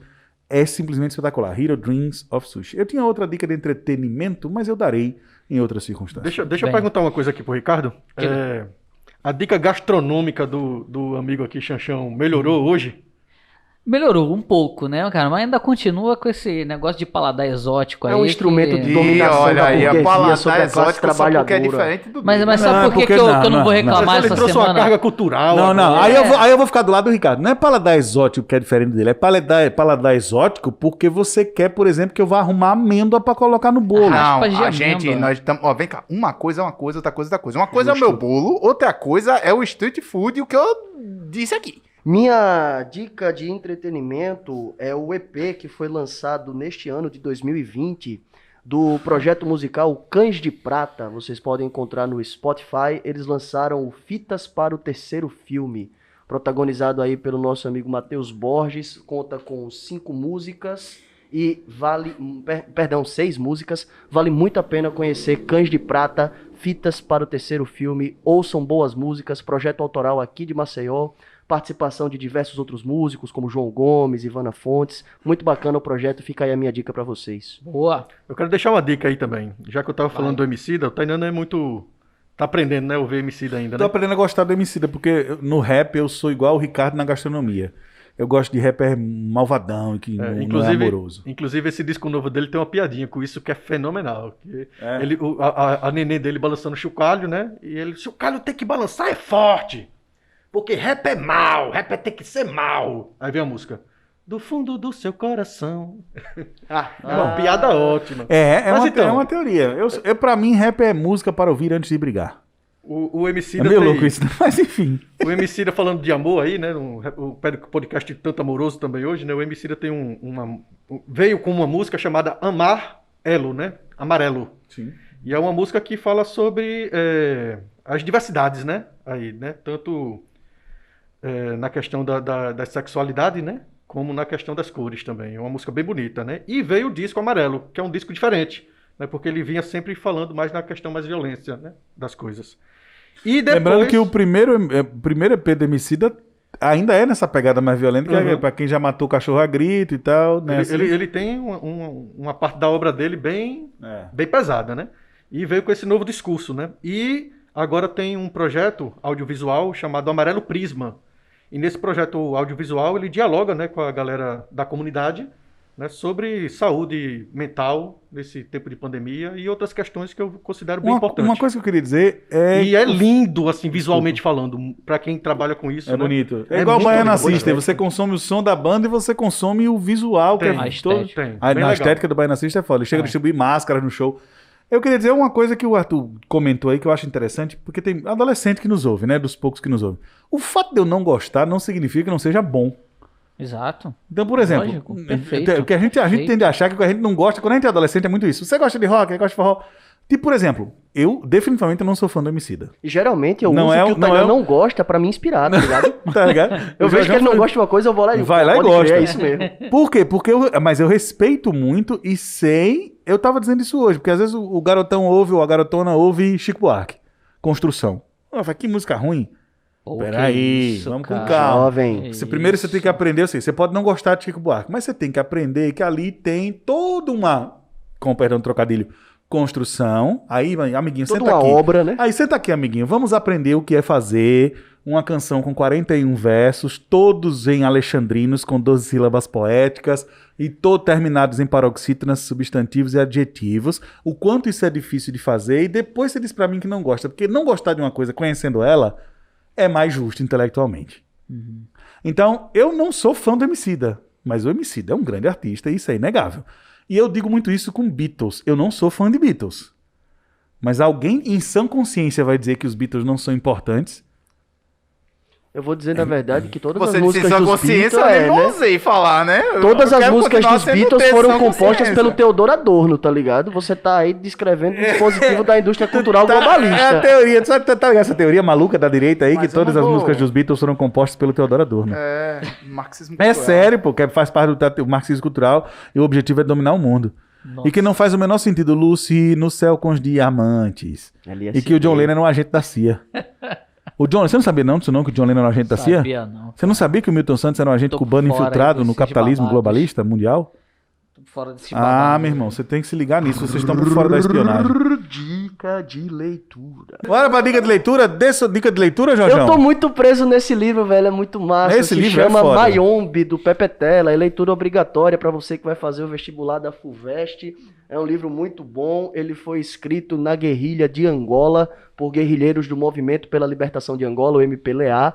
E é muito massa, se passa na selva do Mayombe, e as descrições de paisagem, as descrições das pessoas, dos sentimentos dos guerrilheiros, é muito vívida, com cores e efeitos sinestésicos bem desenvolvidos pelo Pepe Tela, em uma narrativa muito cativante. Essa é a minha dica de leitura. Conheçam Lourenço Mutarelli, o cheiro do ralo. Lourenço Mutarelli. Pra mim, um dos 5 artistas gigantes ainda vivos no Brasil. Lourenço Mutarelli, o quadrinista e romancista Lourenço Mutarelli. Sou muito fã. Minha dica de leitura dessa semana, o Tainan citou semana passada a história da Revolução Russa, Terminei o primeiro tomo da Do- semana passada pra do essa. Trotsky, muito bem, parabéns, lição de casa, depois eu vou fazer pergunta, no final do podcast, Ok, tô brincando. faça aí. Mas eu vou citar um que tem um envolvimento sobre o Trotsky, foi um livro que eu até indiquei essa semana para uma aluna, que ela estava pedindo um livro de romance e tal. É um romance policial do Leonardo Padura, que é O Homem que Amava os Cachorros. Xanxão, eu já li, isso é espetacular. É um livro muito bem escrito e é um livro sensacional. O Trotsky é personagem do livro. Na verdade, são 3 personagens que tem no livro. É o Trotsky, o Ramon Mercader, que é o cara que assassinou o Trotsky, e um personagem que o Leonardo Padura ele cria no livro. E esses personagens, eles contam, são narrativas diferentes de cada uma das suas tramas, e ele marca o encontro entre esses 3 personagens. É uma biografia ficcional, né? Exatamente, mas é um livro bem legal porque, assim, ele tem validade histórica interessantíssima. Porque, assim, as coisas que ele conta sobre a história do Trotsky, sobre os períodos de exílio, sobre o Trotsky no México, BBB, assim como a vida do Ramon Mercader é fonte de pesquisa, não é uma invenção da cabeça do Leonardo Padura. Romances como esse, de literatura, a galera chama de pseudo-ficcional, é um debate interessante, até que ponto a ficção é ou não é, e como os autores podem se apropriar da realidade para fazer ficção. E o que é mais interessante, se você está pensando, Trotsky, Revolução Russa, mais um marxista. Só para informar, Leonardo Padura, ele não é um marxista, ao contrário, ele é um liberal, crítico ao regime cubano. Totalmente, é um refugiado cubano. Mas que escreve esse livro de forma magistral. Tem vários debates sobre o livro, vários debates do Leonardo Padura. Ele tem outros romances também de cunho policial. Vale muito a pena conhecer esse escritor Fica cubano. a dica para conhecer toda a literatura cubana, porque tem um ditado que a gente brinca entre os estudiosos de literatura dizem que em cada esquina há um escritor em Cuba que ainda não foi conhecido ou revelado. Porque eles têm uma tradição literária muito forte, com o avanço do sistema educacional, etc. Tem muita revista que circula informalmente, muito paperback, né, aquele livro impresso em papel, jornal e tal. Assim, Cuba é um país cheio de escritores, na verdade. É escritor pra cacete. É isso. Uma nação que erradica o analfabetismo vai colher escritores em pouco tempo. Mas é muito mesmo, é tipo assim, tem documentário inclusive sobre isso, eu não cito agora porque eu não sei o nome, mas tem documentário sobre isso que mostra uma rua em que o cara entra com a câmera, eu vou lembrar desse documentário depois, e sai abrindo as gavetas das pessoas e perguntando, você tem um romance escrito? Aí ele chega em 4 casas, os 4, o cara abre a gaveta e tem um livro na gaveta datilografado. Minha dica de leitura, ela é referente ao debate que nós tratamos aqui na semana passada, no nosso podcast, sobre o ensino híbrido. Que foi um debate muito bom, inclusive foi elogiado e tal. Foi, e aí eu então resolvi entrar mais. Correr assim, atrás, que testa é exatamente. Vamos estudar pra gente poder falar com eu também fiquei com essa curiosidade, mas não achei nada. Vou fazer um curso sobre isso, depois eu te passo esse livro então pra você, que é o livro do Fernando Trevisani, e ele fala sobre o que seria o ensino híbrido na atualidade. E você sabia que a gente velocidade não faz... da galera. Eu vou até pegar isso aqui pra eu ver. Meu irmão. E você sabia, assim, que é uma proposta muito interessante, cara, do ensino híbrido. E eu mudei a minha visão do ensino híbrido. Tu achava que era uma coisa que era bad? Exatamente. Não, que era você um arranjo. Explorar cada vez mais o professor a educação virtual, sim, online, para substituir o papel do professor da sala de aula, e não tem absolutamente nada disso. Ensino de game, ensino de programação. Então, ensino, na verdade, como as atividades tecnológicas podem ajudar a sociedade a melhorar o seu comportamento, o seu convívio, como a escola ela pode ajudar na criação e desenvolvimento de novas patentes, de novas tecnologias. Então, esse aqui é o ensino híbrido. O ensino híbrido vai fazer com que o moleque está lá dentro da escola, dentro da sala de aula, ele vai ter um projeto para ele desenvolver. E aí, dentro desse projeto, ele pode desenvolver com o professor dele, ele pode desenvolver com outro professor, ele pode desenvolver em outro local, e não necessariamente com o uso do ferramental da internet ou do computador.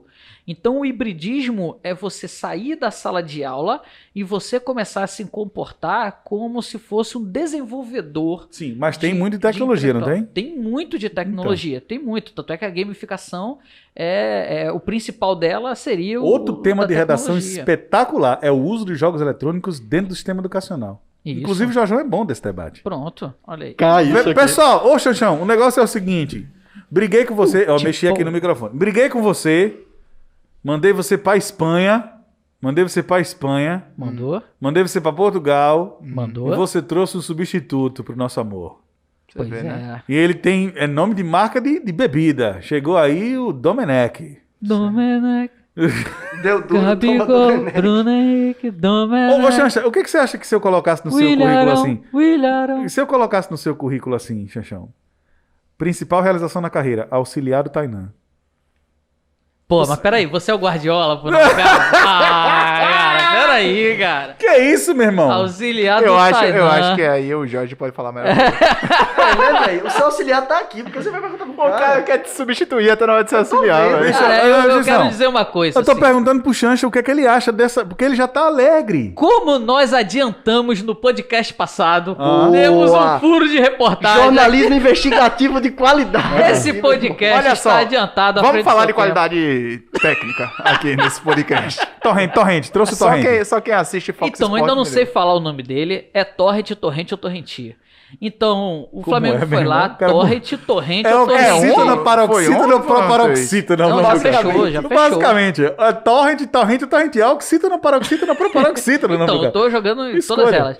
Então, assim, Torrent ou Torrentia teve como principal... Parece 3 pessoas que o Flamengo contratou. Você vai, toda vez que falar o nome dele, você vai falar assim? Vou falar assim, é o nome dele, é Torrent ou Torrentia. É tipo, ele, ela ou eles. Então, Com X. assim, Como é? Torrent ou Torrentia foi contratado todos. depois da negação do Jardim e do Carvajal. O cara é a terceira opção. de treinador do Flamengo. Carvalhal. Terceira opção. E aí, Era tipo o Cássio que na sobrou, Copa. o que Cássio na sobrou Copa. foi o auxiliar do Guardiola, que treinou um dos jogadores do Flamengo, inclusive quando estava no Bayern de Munique, que é o Rafinha.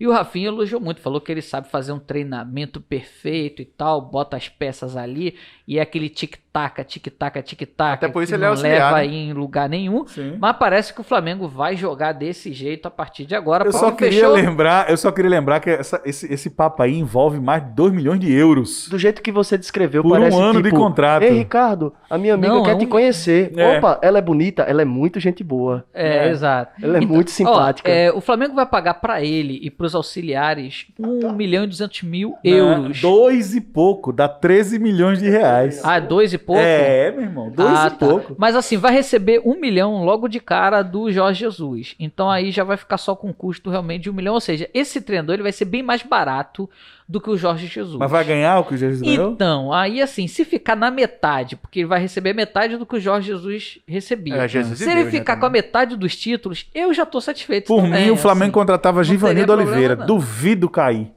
Contratava o Givanildo, contratava o Lisca doido. Mas peraí, o problema do Flamengo é cair? Eu Não, acho que aí que não eu tô corria o entendendo. risco de cair o nível. Ah, de cair o Porque nível. Se for pra cair, Sim, se é for pra cair verdade. com torrent, Não vou, É. se É for como cair diz o com Cruzeiro, porque né, o velho? Torre já Time tem nome de grande não cai. download. Torrent tá caindo direto aí. Eu tô achando que fez upgrade, você tá achando que fez upgrade, eu tô achando que fez download. É. Mas aí Cara, vamos downgrade. ver se esse download vai dar certo ou não. Vai, Pronto, vai, essa vai. foi minha dica aí de futebol. Nós estamos... Sua dica de Sim, futebol? sua dica de futebol. Ih, Joel Santana. Não sabia que você vinha aqui pra dar dica Eu só de não tô futebol. mais Comentarista surpreso. esportivo, Eu só cara. não tô mais surpreso de você estar falando do Flamengo Joel e ter Santana. cravado uma previsão acertadíssima. Certo. Porque nesta semana eu descobri o beisebol da Romênia, que se chama Oina.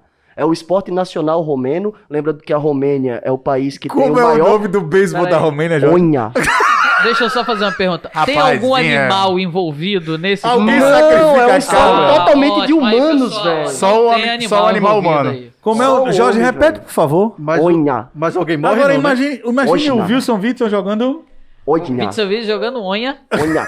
E tipo, a Olha. Romênia, velho, ela tem o maior prédio público do planeta. É a Casa do Povo. É onde fica toda a sede do governo. É o edifício mais pesado que existe. E tão pesado quanto o edifício do governo romeno Pesado é o que você fala, esporte é? nacional Eu não entendi romeno. no pesado, não. Me O perdi edifício aí. é o mais pesado do mundo. Peso do prédio, meu irmão. Peso em quilo? Não, E em libras também. peso em arroba, porque é Não, gado. Também Pode- arroba. pode- Se pode. você botar o prédio em arroba, ele é mais... Eita! Pode ser peso político. Não, é E aí? peso... Não, pô, o edifício mais pesado do mundo é peso, magrão. Peso, Não, pode unidade ser. física de medida dentro do sistema internacional. Aí tem que ser em Pronto, quilos. aí Ficar chamando sim, o Ricardo de aí Magrão sim. é anacrônico. Mas Porque tudo bem, para os tudo nossos bem. ouvintes de outros países, eu não vou falar aqui libras e sair do sistema internacional de Foi-se medida. o tempo, Muito né? bem, muito Ah, bem. então Mas- nós temos ouvintes mas- de outros países. É isso que você tá pressupondo. Talvez a Romênia, né? Ô, Bicho, Jorge. eu tô falando do esporte romeno aqui. velho. Jorge, Se mas- alguém da Romênia Vai. se sentir Como é contemplado, o nome do A esporte, Jorge? galera no Oina. Brasil não tá vendo esse podcast, o nego da Romênia Como é o não tá nome vendo. do Maceió. A galera de pedir de Maceió não tá- E pros caras decidir quem vai jogar primeiro, os caras vão na dedonha, é? não, velho. Sabe como eles Essa fazem? foi péssima. Sabe como eles fazem pra ver quem joga primeiro? Eles botam um bastão no meio. Ah. O juiz dá o bastão. Ah, Aí os dois capitães do time pegam no bastão ao mesmo tempo. pra bater onde? Jorge, para, Jorge. Para. Isso é broderagem. A minha rima foi melhor. bater unha! A minha rima foi melhor. Vai, eles pegam no deixa tapa ao mesmo A tempo. rima E que tá eles vão chegando subindo a mão, agora. tipo, um sobrepõe Broderagem, sobre o outro. bater. Aí o último que botar a mão e chegar no topo do bastão começa. É o que ganha. É o que ganha. É o pau O para o que? ímpar Ô, Xaxão, o quê? dele. Peraí. É o que, Xaxão, isso aí? Isso ele inventou.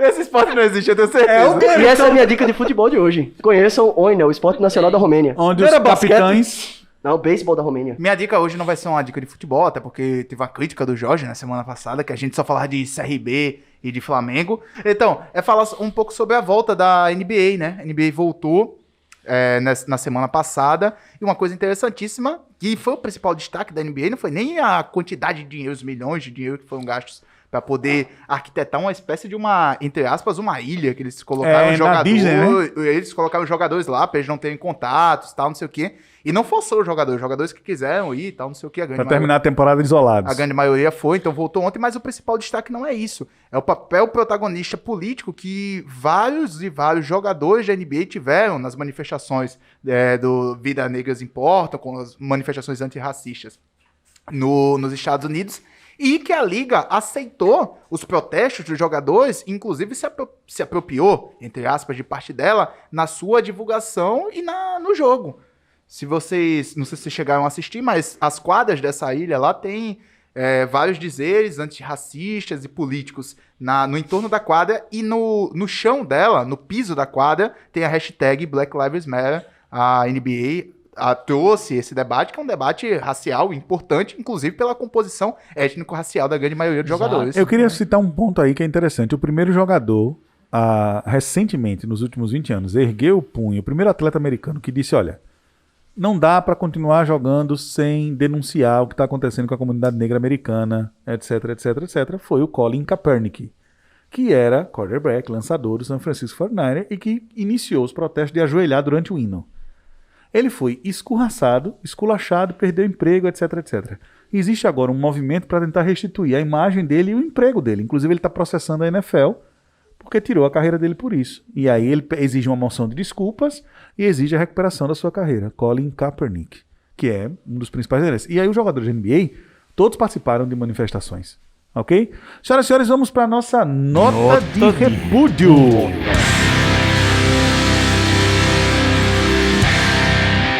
Muito bem, professor Ricardo, por favor.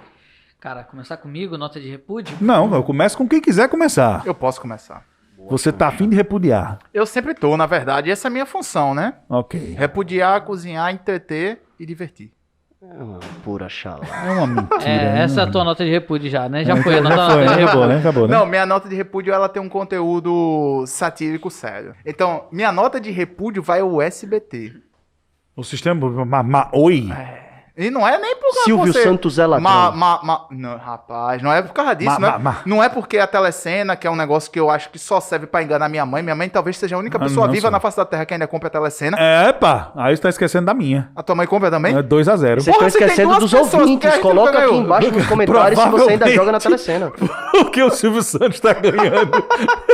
Não, mas a minha nota de repúdio não é isso. A minha nota de repúdio é que o SBT anunciou o fim da transmissão do Chaves. Depois que eles enriqueceram ilicitamente na ditadura, eles vão e anunciam isso. São os bastardos mesmo. Nossa. Gente, Mas eu não entendi também essa manifestação do Jorge. Ele tá, gente, mas foi talvez... sensacional. Ele tá com a cabeça ele na tá, unha aí. Ele tá É. mas muito comovido. Mas foi do caralho agora isso. Mas Você não entendeu o- porque você não percebeu, filho. Eu tô aqui, ó, conectado. Mas o Chaves, que eu não sei se vocês... O Chaves é tipo aqueles... Tipo, todo mundo odeia o Chris, sem fazer comparações, até porque o Chaves é muito maior do que todo mundo odeia o Sem Chris. dúvida. Mas é aquela série que você sabe o que vai acontecer, mas você assiste o episódio. Roberto Gomes Bolanho. Você assiste o episódio e você ainda se diverte. E o Chaves tem um conteúdo Bom. e tem um conteúdo filosófico. Não sei se vocês sabem Sim. do tema lá do Diógenes, né? Rapaz, eu sei, mas por favor, expliquem. O Isso é sensacional. O Diógenes, que ele é um dos principais pensadores do cinismo. O cinismo, que é uma doutrina filosófica que diz que uma boa vida, uma vida feliz é aquela desapegada de bens materiais. E ele vivia, parte da sua vida, ele viveu em um barril. E o Chaves, ele tem uma inspiração filosófica no Diógenes. Tanto é que, se você parar e fizer uma observação, O Chaves, ele é o personagem que não tem absolutamente nada de matéria, nem de finanças, e ele é uma das pessoas mais felizes da vila. Então, muito interessante é esse conteúdo. Cinismo é uma palavra que vem do grego, significa cão. Diógenes vivia como um cão. Daí a ideia de filósofo cínico. E morreu, inclusive, junto com seu cãozinho, comendo polvo, comeu um polvo estragado e acabou morrendo. Triste, né? Se ele tivesse feito como o Chaves e comesse um sanduíche de presunto? Pois é. Minha nota de repúdio vai para quem abandona e maltrata animais. Minha nota de repúdio é séria, não é resenha.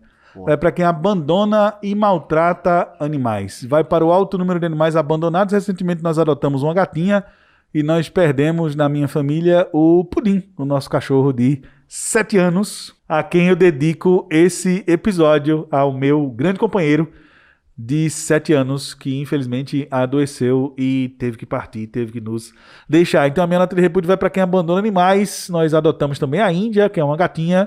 Beleza? Eu vou ver se eu consigo adotar 2 professores de geografia para fazer um podcast decente junto comigo, porque tá complicado.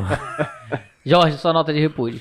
Minha nota de repúdio vai para quem compara os protestos do Black Lives Matter, ou se ajoelhar antes dos jogos, antes dos hinos, a qualquer tipo de saudação de extrema direita. Tem uns prints correndo na internet comparando jogadores que não se ajoelham ao homem que recusou fazer a saudação Jorge, isso nazista. é muito desonesto. Eu acho isso de uma canalice tremenda. Minha nota de repúdio vai para essas pessoas que tentam reduzir, simplificar e acanalhar o debate para tentar ter razão, especialmente num momento tão perigoso quanto o que nós vivemos. Quero estender também toda a minha solidariedade, simpatia e forte abraço a você, meu camarada. Valeu, e ao João. Pudim que partiu hoje dessa para uma melhor. Valeu.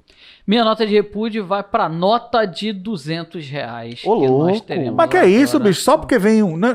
Quem é o animal que vocês acham que deve ficar na nota de R$200? Não sei. Eu acho que nem deveria ter uma nota de R$200. Mas se você fosse escolher um bicho, qual bicho seria? A Naja. O vira-lata caramelo. Também poderia ser, né? A Ema também tá sendo muito bem cotada, votada. A Ema, mas cada um com seus problemas. Eu colocaria a Naja porque é um animal exótico, né? Então iria entrar pra mim aí. Eu colocaria o Naja. Carcará. E por que minha nota de repúdio vai pra essa nota de R$200? Por quê? Ela vai pra essa nota de R$200. Algumas pessoas estão falando que você passa a ter, a partir de agora, um aumento da inflação. Não necessariamente você vai ter um aumento da inflação, não. Pô, mas Mesmo só existe porque- necessidade de imprimir mais nota de 200 em virtude de uma perspectiva inflacional. Não. Não? Ok, vamos lá. Você é em virtude de uma desvalorização da sua moeda. Sim. Se a gente pega o plano real, desde 94 até hoje, a maior cédula que existiu foi a nota de R$100. E se eu pergunto aqui na mesa, quem tem uma nota de R$100 agora no bolso, e não vale 2 de 50, eu quero uma nota de R$100 agora no bolso, ou quem tá ouvindo o nosso podcast, você tem?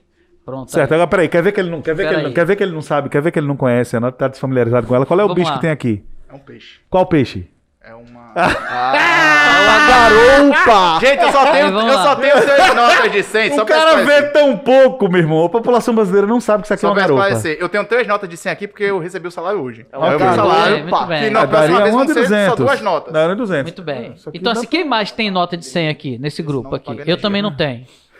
Tá, não, Só você o tem, professor de filosofia tem nota de Então, 100. só o Porque vocês não professor de estudaram. filosofia. Ou seja, nós temos 5 pessoas aqui, só uma pessoa tem nota de 100. Isso mostra que a economia brasileira está sob controle, e ela esteve sob controle desde 94 até os dias atuais. Então, houve uma desvalorização da nossa moeda, tanto é que nós tivemos uma substituição da cédula de R$1 para a cédula de R$2. Então, isso mostra uma desvalorização da moeda. Porém, nos últimos anos, e não é simplesmente no governo Bolsonaro, mas principalmente no governo Bolsonaro, nós tivemos uma desvalorização enorme da moeda brasileira frente a qualquer outra moeda internacional. Que é histórica. Não é histórica. A ponto do governo norte-americano, na atualidade, virar para o governo brasileiro e falar: olha, nós vamos começar a colocar alguns embargos ao Brasil porque vocês estão praticando dumping com a moeda de vocês. Vocês estão achatando a moeda de vocês para tornar o produto de vocês na exportação competitivo.